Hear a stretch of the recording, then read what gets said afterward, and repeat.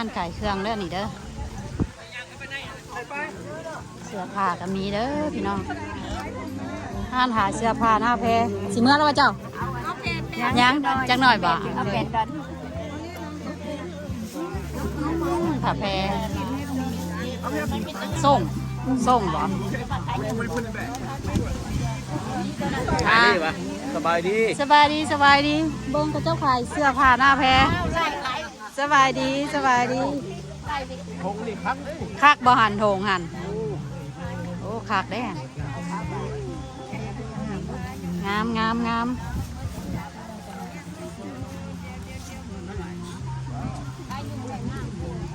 ใช่ไม่เอาทงคือน้อยเดียว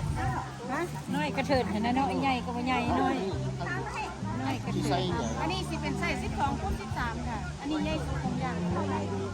ใหญ่สุดล่ะถ้าอีไซเกย์ตรงเป็นอย่างโบลูเอาเดี๋ยวรถไทยค่ะเอาบ้านมาเลยค่ะเอาไหนเดี๋ยวรถไทยจ้า10 บาทเท่านั้นแล้วโอ้ไม่ได้15จ้าเอาละคือว่า15ไม่ได้ว่า10บ่ได้อันนี้อันน้อยนิดนี่บ่ได้ใหญ่อันนี้ใหญ่สุดกับรุ่นใหญ่ใหญ่คนละเจ้าก็ใหญ่คืออยู่หั่นเจ้าเว้ารุ่นใหญ่สุด รุ่นใหญ่สุด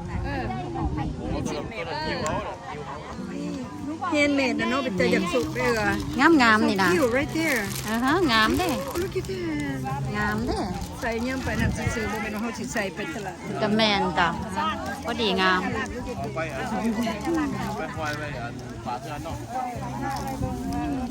เล่นเลยค่ะบ่เป็นหยังจะชมเฉยๆชมเฉยๆขนาดนั้นเอามาเลยเดี๋ยวลงรถให้ค่ะจนบ่หมดเลยต้องขายตัวนี้เป็นต่อได้ไหมนี่กันเจ้าไก่ใจมันหมาห่านนั้นไปเบิ่งห่านนั้น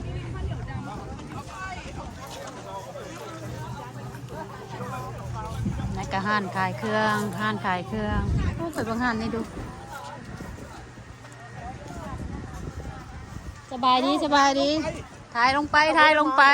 เพิ่นไปซ่าพุ่นโอ้อันนี้ก็ห่านขายเครื่องโอ้ของกินห้างขายของกินอันนี้นะมีบัดทุกอย่างตัวนี้อาหารกระป๋องเป็นอาหารกระป๋องโอ้อันนี้อันบักตูมก็มีเนาะนี่ตูมบ้านเฮาได้นี่แม่นเนาะบ่ค่อยเห็นเด้ซาบักตูมเด้นี่นะซาบักตูมเขาเห็ดซาเนาะหอมมันหอมแนวนั้นเนาะ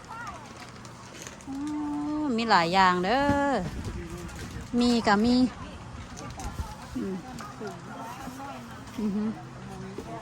้านนี่เมื่อละที่ห้านนี่